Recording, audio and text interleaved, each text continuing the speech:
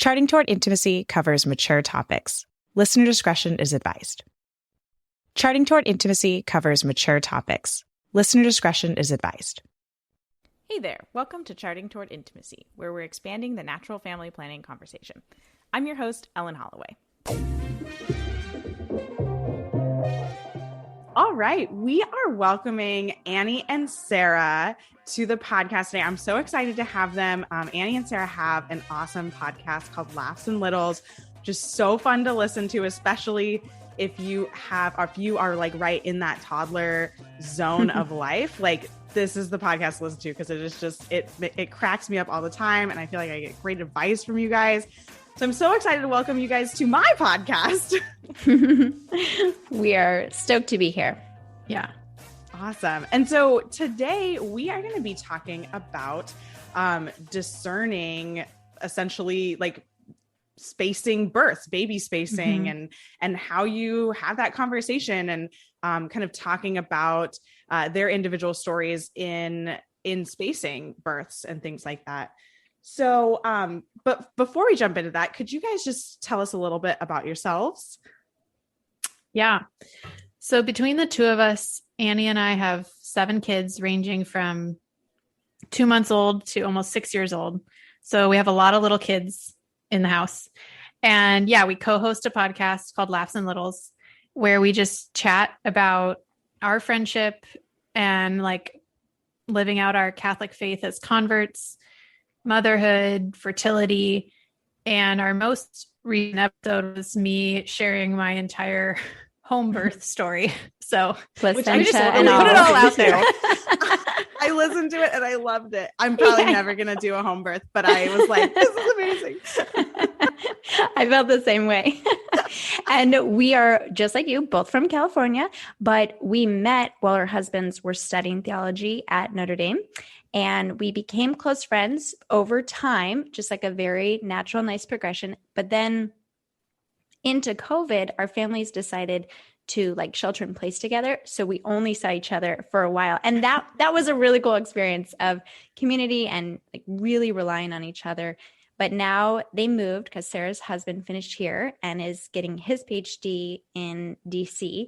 But when we found out that they might be moving, Sarah pitched the idea to me of doing a podcast to like stay in touch and just like give people a seat in the room to show what, exactly what you're doing, like an honest conversation, brainstorming ways, for us to like fix sleep or a schedule issue and just encourage each other in our marriages. And it's so fun. We both love podcasts. And I really want your podcast to just like reach the whole world. I think it's very important. Oh my gosh. I don't know if that's what I want. That's a lot of pressure. No, I understand. Oh my gosh. Beautiful. Thank you guys so much. So, so we're just going to jump like right into it. How did you guys discern to space your pregnancies? Yeah. So we actually, we did an episode on this because it's something that we think about a lot and talk about a lot. So for me, my first was a surprise. And then I kind of just felt ready pretty quickly for number 2. And she was also kind of a surprise. So those came like boom, boom, 19 months apart, not really very much discernment. And then when my second was 12 months old, I had another surprise that miscarried really early. So our third daughter was the first one that we like tried for. And so then I kind of had the experience of contrasting, like, so my second from 2 to 3 are 25 months apart. And those extra 6 months, like I felt the difference. So I was in better shape. Was able to like exercise through the pregnancy, and I had a great labor experience and postpartum experience. So that has kind of given me this perspective now on discerning spacing of like, I think when we were first married, we were like every month, like we got to be talking about this. Are we actively open or are we actively abstaining, and now I'm kind of like, okay, I've heard it said that like your body needs a year after birth to like get back nutritionally to where you were, that basically I'm like, yeah, I feel like I don't need to actively discern avoiding for that first year. It's kind of just like, let's give it a year at least, you know? Well, yeah, it is so important for like our bodies to, heal. There is a lot that goes on in pregnancy. I am currently pregnant right now. You just had a baby. Like our bodies are going through or healing from a lot right now. And it's really important to take that into consideration. Like, you know, as Catholics, we aren't called to just have all the babies all the time. And like the second we start cycling again, we don't have to be like, okay, well, like now we have to have a kid, even though I started cycling at like 3 months postpartum. No, you can let your body heal. That is a very reasonable reason to do it. And in fact, in Humana Vitae, that is one of the things that Pope Paul VI actually specifically mentions is physical health. And so, yeah, it's just such an important thing to think about. Yeah. And I feel like I'm lucky in that my husband is really on board with that too. You know, it's just like, he gets it. And then I feel like for me, I'm kind of like, I weaned the baby around 12 months. And then by 15 months, I started getting baby fever again. So then we're talking of like, okay, do we have like major life transitions coming up? Kind of like, how are we doing as a family? Looking ahead, how are we doing? And he is always quick to say, also, I will say, he's like, but babies are a blessing. You know, like we will accept a baby that comes. And I'm like, yes, I know. But like, is everyone sleeping through the night? Like, are we? That's a good question. Yeah. Are we healthy, you know, mind, body, and soul here? And kind of just, taking all those things into consideration. And now that I've had baby 4, I'm like, maybe like a 2.5 to 3 year space. Like, could we do that? Like, let's see. Well, yeah, that's, I think one of the things I want to like touch back on that you said was like, you know, when you first got married, it was like every month we have to be talking about this every month. And, sometimes that gets said kind of in the NFP community of like, oh, well, the beauty of NFP is that like every month you have these deep conversations. That's not necessarily the case. Like there are, and I'm not even sure necessarily is the right like modifier there. Like that's really not the case in most situations.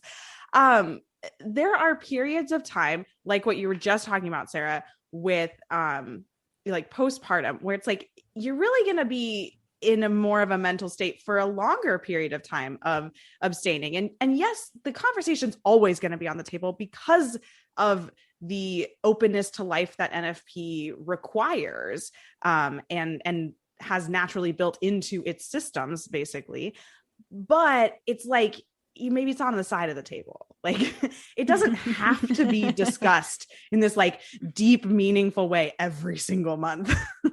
Yeah. Annie has a lot of good stuff to say about this, but I wish I had heard that when I was newly married, because it did feel like, you know, you should be having this conversation. You have to make up for like the rest of the world.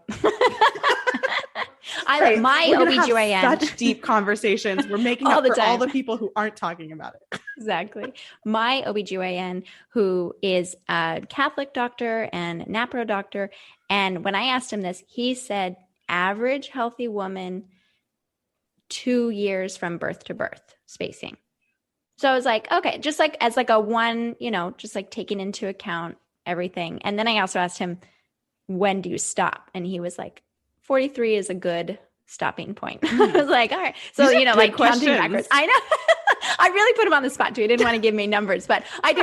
It's good. It's nice to have some kind of understanding. My first 2 kids, or no, my first and my third, I have 3 kids. My first and my third were very much like, we're open, but it's not a likely night. So I wouldn't say they were as surprises as Sarah's, but they were still like, oh, I didn't think that would like totally happen, but it's cool. Yeah, you were like kind of breaking the rules, but also like, probably not going to happen. And I was like, oh, look at that. Super fertile. Yeah. So Sarah and I both come from a background too of like super fertile, and like infertility is just not our specific cross. So we like recognize that. But anyway, I also love, this is like totally random, but I pulled up this quote that I just love from John Paul II, where he says, "The choice whether to or not have more children must not be motivated by selfishness or carelessness." Ooh, that's I just beautiful. like can't even elaborate on that. It's so good. I know it's like, yeah, there's nothing to say about that. Like, just take that in, sit with it for a little while. Yes. I love it. So I right now am not planning on any more babies right now for a long time. I don't know. That could be a year. It could be a few years. But before you're 40. Before yes, my husband, like a few weeks ago, he was like starting to get a little baby fever and talk about it. And it was like, I was like, what are you doing? We've had this, like, we don't have to have the big conversation every month. He was like, well, I just don't want to not talk about it. I was like, what's really happening? He was like, well, I just want you to have more kids before you're 40. I was like, I just turned 29. I think I have time here. He was like, oh, that's true. I have no sense of time. Good. It's like, cool. Awesome. Oh my gosh. I actually had baby fever for like 5 hours last week. And I told him that.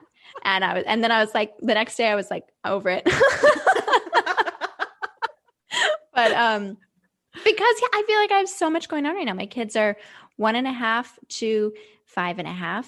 And after my third, I had a cervical ectropion, which I had after all of them. I had pelvic floor therapy. I had mastitis. I had like a really bad yeast infection. I was like, my vagina's broken. I'm broken. I just need some time. And like my husband's still like at the beginning of his career. So anyway, one big thing though, that, yeah, like Sarah mentioned, the sleep. I think that's like our number one question. Are all of my kids sleeping through the night? First, before I attempt this question. Yeah. I'm really with you on that one. Oh my gosh. Oh goodness. And I realized a lot when I had my third. My daughter, Claire, my oldest daughter, was just about to turn 4. And that was my moment of realizing her emotional needs and really started to become more apparent, because all of when you have just like little kids, they have a lot of just basic needs, and it takes a lot of time and, physical energy, but the mental energy that it takes to raise older kids is no joke. And like you have to start, teaching them how to, really cook and play board games. And, I was homeschooling Clara this year for preschool, and I had to be like really creative of how I engineered that time with the baby and my 3-year-old son, Paul. And as of now, my daughter's going into kindergarten, and Sarah's daughter, Evangeline, is going into first. And we're both like, yeah, they're going to Catholic school next year. Like, we can't do this anymore. We can't do this homeschooling thing. It's too much. This is way too much. Because and we know homeschool moms that do it, and like, great, and it's amazing. But for us, we have felt like, oh, it kind of feels like we're either holding the big kids back or like rushing the little kids ahead. And there is no perfect timing for this, but there is a lot to consider when adding to your family. But none of these thoughts hit me until my daughter was like 4. It was just like, oh, like sibling love, and I can take care of them. And, it's just a lot. Well, yeah, it's really important to just like step back and take a look at your family as is when you're thinking about this discerning, when the next baby is going to come, because you might have like total baby fever, but maybe you have a 3-year-old with special needs, and you need to put a lot of your effort towards him or her. Like, or maybe you have a 4-year-old or a 5-year-old who like suddenly needs a lot more of your attention mentally, like, and you're having to put a lot more effort into kind of the relational aspects of that. And all of these things are really important to consider, and they are completely licit to consider. I feel like that's kind of one of the biggest points I want to get across in this episode, is that all of these considerations that we're talking about, these are questions to ask yourself. These are not selfish reasons to avoid pregnancies. These are truly reasons that you need to discuss. And it's going to be different for every family. That's across the board. Like, all of these conversations are going to be different with every husband-wife situation, and every family situation, and what kids you have. But don't be afraid to bring up all of these kinds of thoughts, even if it feels like, oh, this feels like a selfish reason. Well, bring it up, talk to your husband about it, talk to your wife about it, because maybe it's not, maybe there's something deeper that you need time to heal, or you need more energy for X, Y, or Z. I feel like I really jumped off on a tangent there. I'm going to give the mic back to you. I love it. I could talk to your husband. Yeah. I think that's just talk. Communication. That's key. Yeah. No, totally. I think people feel like, I think that's a very real thing of like, this isn't a good enough reason, but to just voice it out loud. Yeah. Have it there on the table. Because I think, I mean, even things like, oh, I want to lose the baby weight, or like, I want some months of feeling back to my normal self and being able to exercise, like something like that, which I definitely feel like, of course, if a baby comes before that time, it's going to be okay. Like, it's going to work out. It'll be fine. But for mom to feel like, hey, I'm like a person, my needs are important. Yes.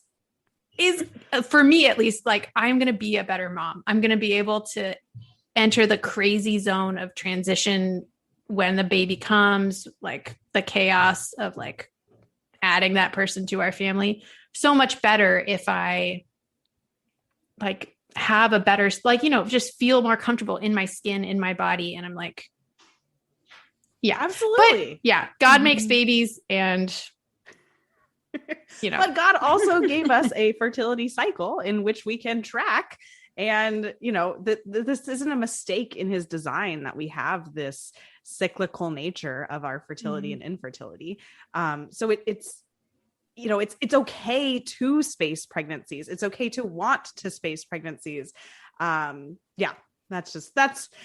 just repeating myself again now. Yeah. I think though, on that, Ellen, a lot of people that I've seen and know, they know that they have a cycle and that NFP is there for them, but they're never getting past the point of that, like, post 3 to 6 month time of being done breastfeeding, that they never have a normal cycle. And then it's like babies are just kind of coming every 18 to 24 months, whether they like plan on it or not. And it just kind of like feels. So I think there are a lot of women out there that don't buy this line that we have a cycle, because they're like, I don't. And right. I'm like, but you haven't like put in the time to get there. Right. Yeah. Well, and it's also important to note that like ovulating is extremely healthy for women. And obviously when you're pregnant, you're not ovulating. You did at one point, obviously you had to once. But it is actually very, very healthy for us to have that cycle.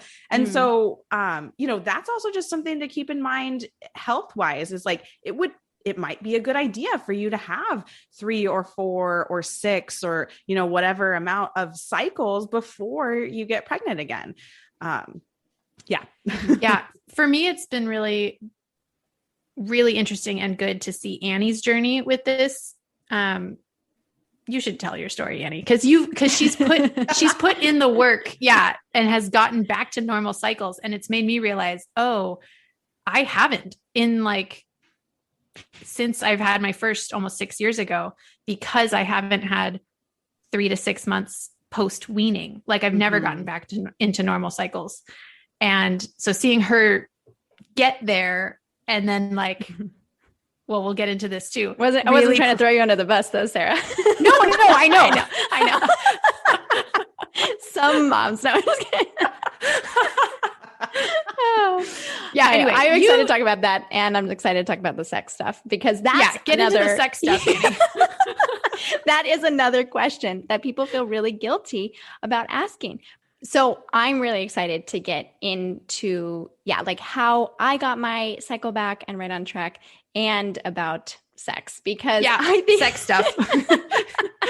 Go for it, Annie. Do it. Go there. That should be like another good question that you talk to your husband about. After we had our daughter, and then now after we've had our third, we've taken a one night, like 24-hour away.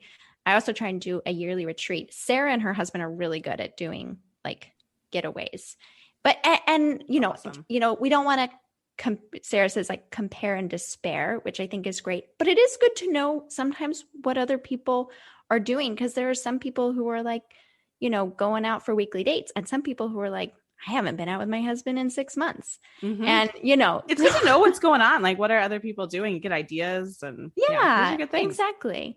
So Annie and I have been talking about sex kind of a lot. In a good way. Yeah. We're in a good way. Nothing's getting too freaky. Yes. We're not sharing sordid details. But it has been inspiring to me to like, cause I was like super pregnant, had a baby, postpartum. Sex is not forefront of my mind, but to kind of bring it to the forefront of my mind in a good way of like, sex is amazing. It's like an amazing gift. It's so unifying. And this is kind of what we were talking about more. It should be really pleasurable. It should be. It really, really should be. Yeah.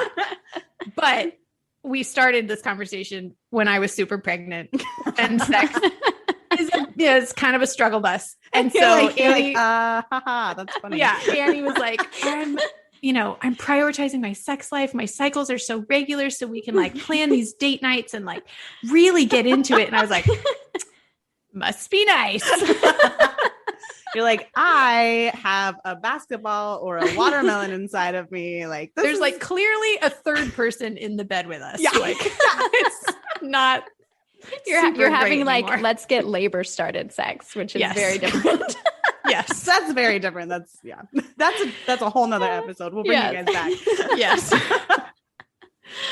But it was, I'm appreciating that we've been talking about it because it is nice to hear what someone else is doing because it gives you this counterpoint of like, okay, I lost my train of thought there. Do you want to jump in, Annie? Well, I can start by saying one crazy thing that I did and / learned after I had Cecilia, who's now like 19 months old, was my NFP. Sarah and I both used Creighton, and then we both secondarily use the LH strips to kind of confirm. She told me, the instructor, she was like, yeah, breastfeeding is a sacrifice. And like 3 to 6 months after you stop breastfeeding, your cycle is still wonky. And she didn't say it in a super preachy way, but to me, I was like, the message, that is amazing. And I was having all these struggles with breastfeeding, and it was a whole long story, but I did stop breastfeeding in part because I really wanted to get my cycle back. And I almost had preeclampsia with all 3 of my kids. I've had a miscarriage as well. And so the next one is going to be my 5th pregnancy, and twins run in my family. So like, that's a consideration. That is, yeah. Like, oh yeah. So it was like very dire to not have another baby anytime soon. And we were really ready to start, having regular sex again. And so I did wean. And for those 6 months, we only had sex during phase 3, which was also like a totally brand new concept to me. And I learned that like your most fertile time is right before you ovulate, not like during ovulation necessarily. Yeah. Well, because the sperm need to be there. Like you're more fertile once, if the sperm are already there and then you ovulate, it's like, boom, easy peasy. There's a pregnancy. Like new information. So we only used phase 3 for a long time. And that was really hard. There was like a lot of abstinence and, a lot of back and forth, a lot of meetings with our crane instructor. Even though we know so much, it's still like you still need someone to look at your specific chart and figure out what's going on. And so I think that's why I've been so excited in sharing my news with Sarah, because I'm like, I'm here. I have arrived. You can do it too. You can have sex after your period and then have a short time where you're ovulating and go on dates and then sex again. So that's my story. I love it. But yeah, I mean, it is truly a process for your body to get back to regular cycling after pregnancy. And if you've had, especially too, like, I mean, this is probably not scientific, but like, I feel like it almost compounds on itself too. Like if you've had it absolutely 3 does. in a row, then like now it's going to take you even longer to like get back to a regular cycle because your body doesn't remember how to do it. I don't actually know. Don't take that as medical advice. Well, like, that sounds right. Like it's good enough. All right. So I'm wondering, can we talk a little bit more about surprise pregnancies and just kind of like how you handled that and what it felt like and, what it was like to kind of not be in the like, oh, I'm so ready for a baby right now phase. But unsupportive family members. Yeah. That's all we'll say. We don't want to call anyone out. They were there though. They know who they are now. They know. Oh. Yeah. I think when I was reflecting on this, I think I can look back and see that I was given like these moments of grace to accept the news before it came. Because I haven't yet had a like devastating surprise pregnancy, I can imagine it pretty easily, but no, each time it's kind of been like, just either I'm at adoration or, I get some good alone time and I'm journaling and I just have this moment of like, like I am ready, like baby, that sounds okay. And then, but like, I'm totally not pregnant or think I'm not pregnant. And then, like a week or 2 later, I realize I'm pregnant and it's, I can look back on that and be like, oh, thank you, God. Like, thank you for preparing me for that news. And my husband is kind of unflappable and just like takes things in stride. So he's been like the steady rock of like, yep, we're having a baby. It's going to be okay. We have 9 months. Though we did have a moment where I thought I was pregnant 2 months after my third was born. So it would have been like an Irish twin situation. And he did kind of freak out at that. He was like starting to look up, like buying a minivan. And he was just kind of like, head started really spinning. And from that, I learned if I'm in any kind of doubt, just take the pregnancy test right away, because we had like a few days of this like weird anxiety. And finally I took a pregnancy test. I was like, no. Yeah. Sarah has even taken a pregnancy test at my house. Yeah. That is true friendship. Do I think right I'm there. pregnant today? And then I told you, Sarah, when you were pregnant with John. Yeah. Before you took the test. Because you had kind of told me like, of like when, I think maybe. And then I don't remember what happened, but something you said, I was like, you're pregnant, right? I was like, okay, I should just take that test. She's like talking to you about how sick she's feeling and tired. And it's like, you're pregnant. Like, I'm not even saying it like a question. You are. Yeah.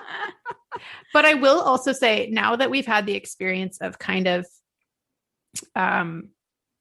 sort of, planning or trying, being like, we're open, and then like getting pregnant right away with number 3 and 4. Now my husband is very pro, like, can we time it with the academic year? Because the last 2 have been like perfect, where he ends his semester and then he's available for the summer and can help with the new baby.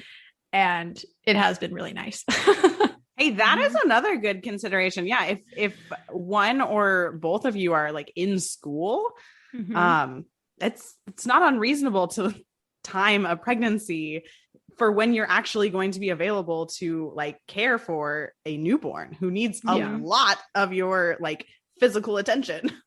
And I also was like, I do not want to be third trimester through DC summer. So that was a big motivating factor also. Oh my gosh. Yeah. That's where I'm living right now is third trimester, in July and August. Oh, rough. Yes. It's I'm rough. sorry. But I'm not in DC. So I at least don't have the humid. Yeah. Just the California heat. Oh my gosh. I'm just gonna jump to the last question because I feel like we covered a lot of kind of some of the rest of the stuff we had in these other questions. So what are some important like questions for couples to discuss when discerning children and like spacing between children? We've talked about a lot of topics, but like specifically, what about some good questions to ask? Well, I think asking, your husband, what's important to us? Like maybe your kid sleeping through the night is not important to you. Maybe you and your husband having a quickie twice a month is totally like your jam right now. That blows fine. My mind because I'm like, that wouldn't work for Annie, but not if you're in like newborn phase, obviously, but if like life is just like pretty good and that's, I think asking, your husband and having your husband ask you, like, are we satisfied, with our romantic life? Are we taking enough time with each other? Are you content? Are we finishing together during sex or both finishing? Sometimes that's even, I think about, Sarah and I are both converts, raised from really good Protestant families, but, I started my marriage off on birth control. And I remember like my bachelorette party being with good Protestant women wives getting just terrible advice about like sex toys and orgasms. That was like, so now that I think about it, it was like so wrong. So asking, each other, are you feeling loved? I think that's a really good question. And, do you feel like I love you body, soul, mind? And, what is the next like 5 years going to look like for our family? Because you're not just having a baby, you're having, you're adding a whole person to your family. Right. It's not just like that first 6 months of like super baby stage. Like you're stuck with them until they go away. Like, yeah. They're kind of around for a while. Yes. Oh, I love that. What other questions? Well, things that you've brought up too, Annie, have been like, even just like your physical space. Like you are in a pretty small house right now. You've kind of maxed no out. Space. Yeah, you've maxed out this house. And like, yeah, where are we at career wise? Do we have some big moves coming up? I think those are, all these things are just like good to consider and weigh. Probably like, what's your involvement with your family? Because neither Sarah or I have family living, in our neighborhood. My family is very, very far away, and Sarah's family is now like, far / a few hours. But, we don't have that type of support. And some people have grandparents living by and they suck. So think about that too. I know people with grandparents are nearby and it's like, they're not helpful. And you assume they are, and they're not. So that's another such a good point. Like, do we need, and do we want, and is it actually going to be good? So yeah. Community is big. Like, yeah. Do you have the friend support of like, will meals come and people to watch your older kids? And I think just kind of feeling like, do we feel solid as a family? Like, do we feel like, we can kind of, accept this. The word joyfully. that's coming to my mind is like capacity. Like, do we have the physical capacity for this? Do we have the mental capacity for this? Like, I think it's gosh, it's just so important to think about these things. And it's so important to know, everyone who's listening, that like, it's okay to think about these things. I've like said this 3 times on this episode already. Like, but these are important questions to ask yourself. You don't just have, like, being quote open to life does not mean always being ready to have a baby at any time. You know, it's closer to like always being willing to, right? Like we're absolutely will accept a surprise pregnancy. That's not what we're talking about. But like, it is really, really okay to realize, hey, yeah, there's actually not space in this house for another human being. Like there just isn't. Alex kind of thinks that we could. My husband kind of thinks that we could in our house, but I am a minimalist, and our house is 935 square feet. And I'm like, and he's like already talking about bed configurations. Like, I don't know.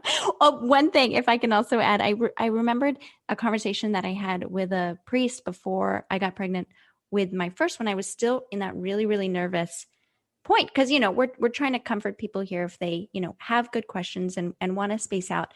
And of course, there were, you know, going to accept children lovingly from the Lord, but also making room for Thanksgiving is what he taught me. Because I kind of gave him, it was, you know, kind of spiritual direction confession. I gave him my laundry list and he was like, I don't want your laundry list. What's your real problem? And I was like, fear. I am so scared. And my penance was the litany of Thanksgiving. And like Thanksgiving covers, fear and gives you, because, you know, I thought of that when you said capacity, because I'm super on board with you of, yes, we have to be mentally, physically, you know, capable and ready, but also like we are never ready, you know?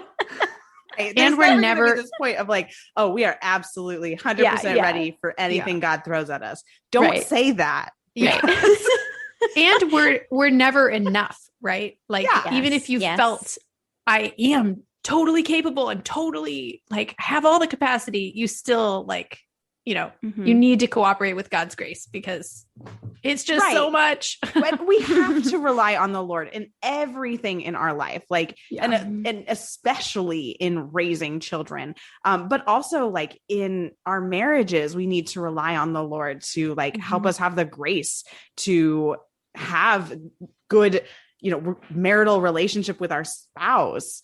And so, we're never going to be 100% ready. We're never going to be enough. We're never truly going to have the full capacity, but there are times when we know absolutely that we aren't ready and we aren't enough and we absolutely don't have the capacity. And so it's important to bring those to the table and realize those times when you truly aren't ready. And it truly wouldn't be likely, it wouldn't be a good time to welcome another member to your family.